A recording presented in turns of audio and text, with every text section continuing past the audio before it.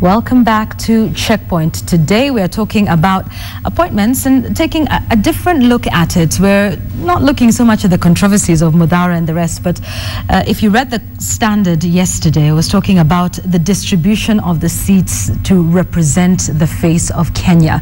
57.5% of the appointments that have been made by the Uhuru administration in the last 9 months come from the Mount Kenya and Rift Valley regions. The rest share the spoils after that, if you can call them spoils, depending on which way you look at it. Is it possible for us to do this? What is the best way for us to achieve this?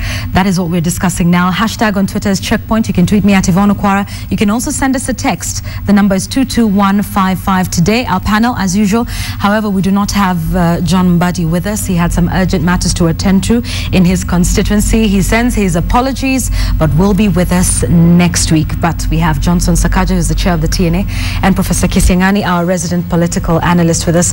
So let's start with you, Sakaja. Obviously 57.5 from 2 regions. I know we keep hearing that there is more to come, but many fear that with what we've seen so far, that this may be a little difficult to achieve. Thank you very much. First of all, I want to say from the outset that the impression created by the Standard newspaper yesterday is totally false and misleading. And why I say this is for the following reason. Number one, when you look at the appointments, there are 3 levels. You have appointments of cabinet secretaries that have been done. You have appointments of PSs that have been done and completed, 26 PSs, principal secretaries. Then you have 30% of the parastatal appointments. So even when you do such an analysis, it is not proper to try to, get an inference from the 30% of parastatal appointments that have been done. Okay, but Sakaja, out of all those that we're talking about, particularly these latest ones, 25 each from Rift Valley, from Mount Kenya, and then 6 from Northeastern, 6 from Western. The reason I'm saying this is that the appointments of parastatal chairs has not been complete. You cannot get a complete picture. But if you want to establish a trend, then why don't you look at the appointment of cabinet secretaries? When it was done, I think many Kenyans were very happy. There was no hue and cry about it. There was regional balance. We had people from all parts of this country. We had Luyas we have a Luya in cabinet. We have a Luo in cabinet. Rachel Omamo is in cabinet. We have a whole spectrum of all communities. From the president's own community, we have only 3 cabinet secretaries, out of the 18. In the past, you'd have seen very different figures, and we must give the due where, credit where it is. In the principal secretaries' appointments, we have seen for the first time a lot of the minority communities being looked at. We have actually 3 Pokots in PS position. Never before have you heard that. We have a Turkana. We have Samburus, we have 2 Somalis. Actually, you only have 2 Kalenjin PSs in this country, meaning there are more Luyas who are PSs than Kalenjins. So when you decide to paint a picture that is obviously skewed by looking at a level of appointments that is not complete, I think we're misleading Kenyans. If you look... I think my friend Sakaja is making a joke out of a very serious matter. This country, people should not be given appointments because of mere tokenism, that we have a Luya, we have a Luo in government, and therefore they have got something. There is no explanation why the president should have 3 people from his region, or the deputy president should have 3 people from his region and another region has 1. There must be an explanation which justifies that. The second thing that I would like you to take note of is this. Even when you look at the statistics, even in cases where, as the reports from the Standard came in, even where you have principal secretaries, if, for example, as they put it, that principal secretaries Ruto got 5, and maybe Ruto had 8, and probably the president had influence over 13. A half of those that seem to be leaning towards the deputy president are from the Rift Valley, and a half of those who are seen to be in the president's camp came from the Mount Kenya region. You can do those statistics, and you say, even when you have even told a lie on this show when you said that there are only 2 permanent secretaries from the Kalenjin world. That is not correct. I mean, when you talk about Musonik, I can give you a full list here. If you look at let's just look at Spigini, Musonik, James Leyotum, water. Leyotum is a Pokot. Yeah, but if you should go back to your history. Right. Colleges let me just finish. Because you have Kipsang in health, you have Fred Segor, Kipsang in education, and then Fred Segor in health.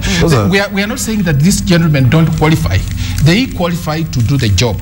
But because the jobs are few, you have no explanation why some region in Kenya should have more people in cabinet or as chairman. And you can let me just finish this point because it's important so that Mr. Sakaja responds to it. You look at the chairman. Even when you look at the chairman, the analysis that we have seen, in fact, there are names, if people can read that, that if you look at the chairman of different parastatals, if you look at 22 chairmen, who are leaning towards the president, again, have come from Mount Kenya. And then, of course, those who are leaning towards the deputy president, they come from the Rift Valley. Okay. This is not acceptable. And it's against the constitution. Now, two things. I really must counter that misinformation. And I know it is being propagated deliberately to paint a negative picture not only on government, but on certain communities. When you look at many communities that have been previously marginalized, if you look at the Pokot, if you look at Turkana, on the basis of the marginalization, we look at them as Turkanas, we look at them at Pokots, as Pokots, we look at them as Samburus.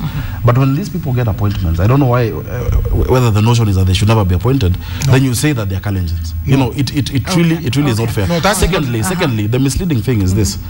How has the professor, the good professor from Kenyatta University, inferred that so-and-so is leaning towards a certain side of the coalition? How? No. Unless it is just the ethnic chauvinism that we're used to. Okay, If you see a name like Mosonik, you say, okay, automatically, that is a person leaning to the president. These are not political appointments. Some of these people, we know them, and we even know how the interviews were conducted. How are they conducted? There are people who applied for these jobs, even for principal secretaries, and they were not shortlisted, and people with lesser qualifications were shortlisted.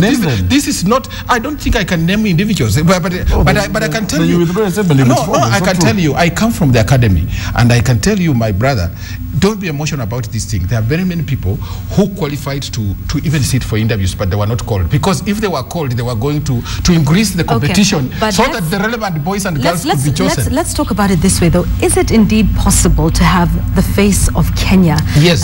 Equitably represented in appointments? It is Let me say possible. this. Let's start with you, Sakaja. It's possible. If you have the attitude that Professor has, it will be impossible. Because there are many communities in this country that have never had a fair shot at some of these appointments. We need to change how we think about them, especially the minority communities. When the list of principal secretaries was released, everyone was happy. We saw for the first time people with disabilities. We saw people from all over the country, from ethnic Arabs to Luyas to Somalis. Everybody was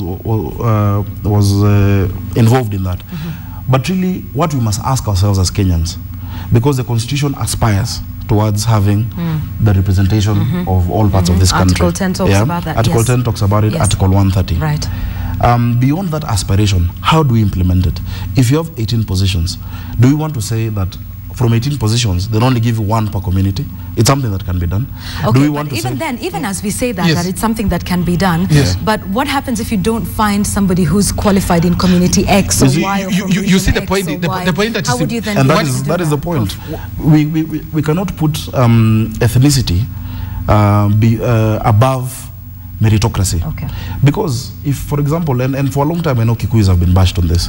If you see a Kikuyu appointed, you say it is wrong.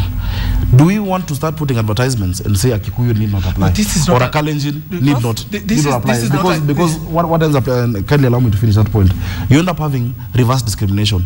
Kenyans never chose where they were born. If somebody qualifies for a job, let us find a way that you can look at a person beyond the lens of their community, beyond the lens of their tribe, and look at the merit of that person has. Maybe even we should black out people's names from CVs. Yes. So that you can appoint somebody based on merit. Let me say, this is not a Kikuyu problem. This is not even a Kalenjin problem.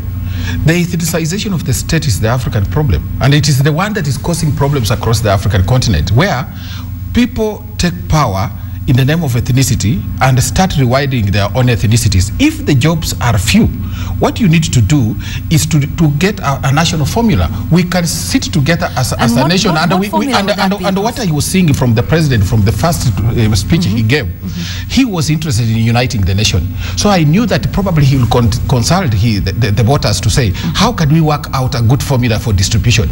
On one hand, my brother is saying that you can still appoint people from one community and a balance, because small communities require some attention. No. But on the other hand, he has already considered the fact that people from particular communities, at least 2 communities, have the majority. Okay. No. So what explanation do you give to that? By giving more people on one hand and denying others, are you saying that is fair? Let me say this, and anybody who has access to a newspaper or to the internet can be able to go through the names.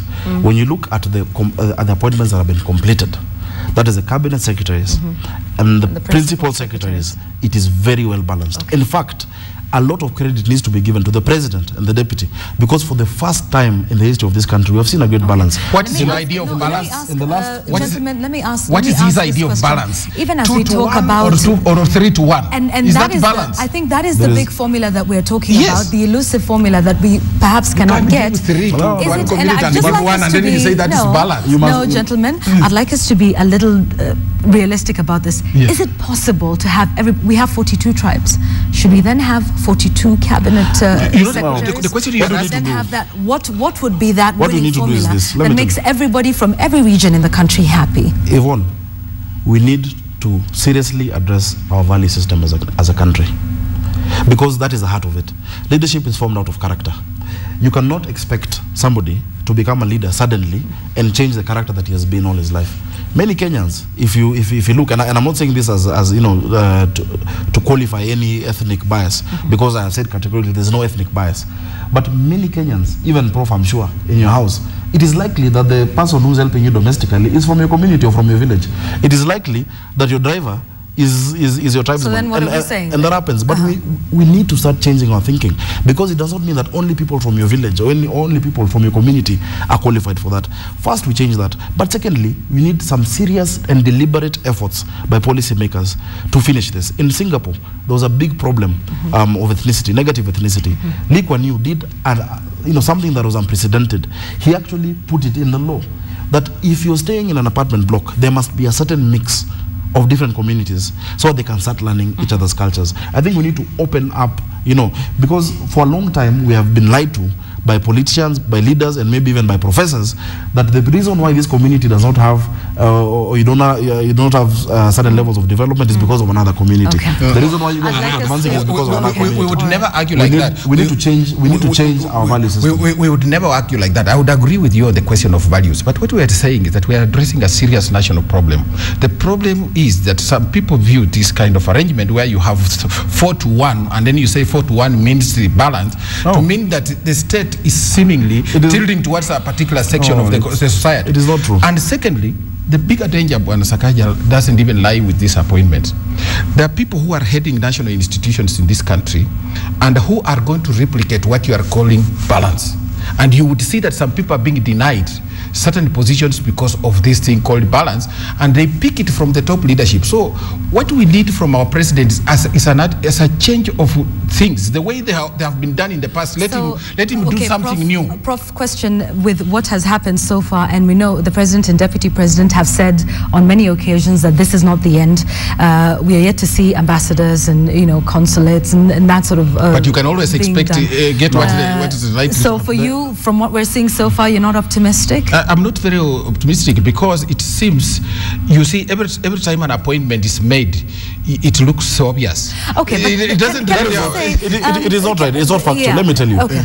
There are more Luya PSs. There are 3 PSs. No, we are not talking about. No. We talk about regions. We are not talking about Luyas. And avoid speaking about particular communities. Let me tell you. Make this a little less tribal than it should. That's trivial. Don't pretend that you're having a discussion that is not tribal, because when you say that from the president's stronghold or from most stronghold of these communities, but when I go to the details, you're saying no, let's all go tribal. No. Okay. Let me call it Western. Let me call it Western. Yes. I think that would be much better. Yeah. Naturally, I am very uncomfortable with discussion. With such a discussion that takes us to that level. But just to demystify this myth and this idea that is being propagated by people for obvious reasons. Yesterday we saw the Vice President saying that 90% of the appointments are from 2 communities. It is totally untrue. Okay. If you look at the list, let me tell you, there are almost 4. There are 3 appointments from Western Kenya, 4 appointments from Central Province. You have a similar number, but when you look at the appointments from Central Province, there's a problem. I think we definitely all right. I'd like us to move. I'd like us to move to another one, and we'll get to some statements that were made, because I'd really like your reactions on that tonight, gentlemen. But also, there's the idea of nepotism, and clearly putting in siblings and relatives and that sort of thing. And before we even get to what's happening or what would be happening in Jubilee, let me also remind you that even in the Grand Coalition, even from the side of ODM, I want to balance the discussion, because not just this once in Jubilee, but even when ODM was in power in the Grand Coalition, we did see. I can tell you. Yvonne, you can't compare. I can tell you this. Yvonne, that is exactly my problem. And even in my own classes, when I talk to students, I feel so bad about it. And I've said this is a leadership and an African problem.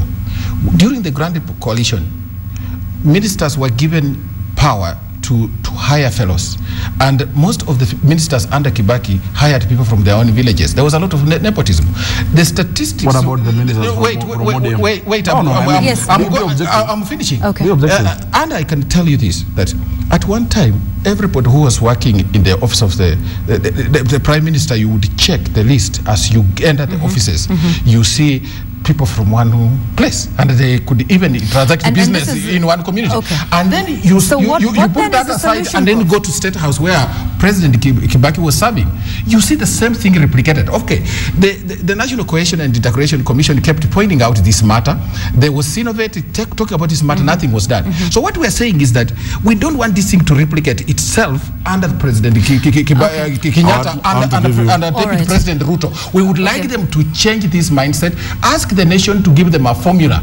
It is not Kisiangani's formula, it is a national formula. Let us agree that how do we share these posts? The national government belongs to all of us. County governments are for individual people. Let me tell you. That's what Mr. Sakaja should address. From the outset of the formation of this government, we have been very clear, or rather the government has been very clear, because I'm not a minister in government in that respect. You are a member of parliament. As a chair of TNA, I want to assure you that each part of this country will get the fairest share that you can get. If you look at the complete appointments, and I want to say categorically, if you look at it with an honest lens, if you look at it honestly, without any bias, it is much, much better than any we have seen before. Honestly. There are certain parts of this country that for the first time have PSS. We have that balance. But beyond that, we need to do something to infuse that character within Kenyans. And secondly, as legislators, we can actually put some measures. Because, for example, if you look at, and maybe it's somewhere we want to go to, if you look at the tenders that we're doing for young people, you're seeing parastatals and ministries announcing that this tender is for youth. For you to create that balance, probably there are certain positions that when you advertise for, you should say, this position is for this region. For, for example, I just want to say to add very quickly, because I want to his suggestion. Really, Yvonne, they are talking about other appointments remaining. There are certain portfolios that have certain prestige that go with them, and certain services that go with them, and you cannot just say all these portfolios that are being given are the same. There are certain portfolios that will condemn you to oblivion, and you have seen even on television today. But that's the problem. One person was telling you that give the Prime Minister or Kalonzo some work. This kind of arrogance is very bad. Even as we finish this thing, that is actually the problem. The culture that once you get into public office, that's right. Once you get into public office, your work is to benefit your community. And the thinking that if I do not have my person at KRA, if our person is not in treasury, we will not get services. It's something we need to do. Before we conclude, and very quickly, if we can, in a minute, we've discussed that, and possibly a formula that maybe can be created within the National Assembly and within other fora. I guess Parliament can do that. But so the suggestion can even come from the people. I mean, definitely. But I'd just like your comments, both of you, on the statements that were made by the former Prime Minister at the rally that we saw taking place in Kisumu yesterday about, the military being used to help Jubilee ascent to power. Justice William Mutunga made a decision he did not necessarily agree with, and such like statements. Sakaja, I'd like your reaction to that. Let me say this before Prof weighs in. The reason this country for a long time has not gone to total meltdown, I know we had problems in 2007. The reason why we have not been able to, whereas our neighbors and many other countries have done that, is because of institutions. I think it must be ingrained, especially in leaders, that we must respect institutions, because even when the individuals move from the institutions stay. There's a book that I'd recommend you for you to read, Why Nations Fail. And it shows the difference between countries that develop and are prosperous and countries that are in problems. It's because of institutions. The remarks made by the former Prime Minister were very, very irresponsible and unfortunate, because you cannot embitter an institution like the military. And if you had any fact with, with what you're saying, I don't know why it was never raised at the Supreme Court of Kenya. They had a case there. It has never been raised before. 9 months later. That's why I'm saying there is an obvious and deliberate attempt to divide Kenyans along those lines. The military is made up of many Kenyans, young people, who are neither CORD nor Jubilee, but they're our last line of defense. He's saying it at a time when our military is actually in Somalia for the defense of Kenyans. I think it was irresponsible, and actually we'll be asking for him to apologize to the military of this country. We were in Bomas. I was in Bomas for all those 7 days. We were at the point when we were removed, apart from the agents. And I know Apollo Orengo's younger brother was there full-time. Our agent who was supposed to be the telling center was there full-time. All of us were removed. I was ejected as well, because there were many people now milling around the area that were preventing work from going on, which is part of the reason why it went on for more than a week. But for you to issue such a statement to a charged crowd, what are you doing to this country? Are you trying to divide this country, or are you trying to unite this country? Let us respect our institutions. On that note, I agree with my friend Sakaja. That was a reckless statement. We do not want to politicize the military. We are a civilian society, and we would like to contest elections and announce winners when they make it. I have issues with the way the ruling was made in March, because I thought serious questions of law were not addressed, and even serious questions of evidence. But we have succumbed to the institutions of the judiciary.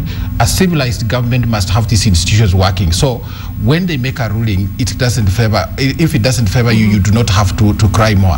What I think needs to be done is that you should understand that the Prime Minister is coming from a background of frustration, political frustration. And probably if he thinks about that statement twice, he will think that that statement is not good for an elder, because the military, once you start politicizing it, it can destroy our country, and that is why Africa has had problems because of this military. Let us give it its respect. But more important, I think it is important, and I thought that my friend Sakaja would give this advice. It is easy for us to blame others when we fail in life. That is the most common thing. You will always say, even you tumble from this office, and then you say, other people, Siagani has caused it. But we never become objective enough to look at the mistakes that we have made ourselves. So the Jubilee, the CORD coalition needs to look back and just look at their faces and their past deeds and say, did we do well in organizing ourselves to win the elections? If they do that, they are likely to win the election in the future. But if they start blaming people and completely overlook the mistakes, the tactical mistakes that they made during the... say it wasn't even a voter turnout issue. Yes, so this is what I'm saying. So if they hired me, I would tell them, this is what you should be doing. In fact, they should not be doing this military thing. It's reckless. 30 seconds, Sakaja. 30 seconds. 30 seconds. Let me say this. Usually when your opponent is making mistakes, you should not interrupt them. But I want this is good for you. For once. You want to interrupt them? I know that CORD is holding elections soon. Right. As chair of TNA, I wish them the best. I hope that they can get people who can create a vibrant opposition for this country. Because sometimes when you hear the statements coming from CORD, it just shows you that they have nothing to say. They have no real agenda for this country. They have no alternative. We want to see policy alternatives. When you say Nyumba Kumi, tell us, no, not Nyumba Kumi. We're thinking of this other different thing.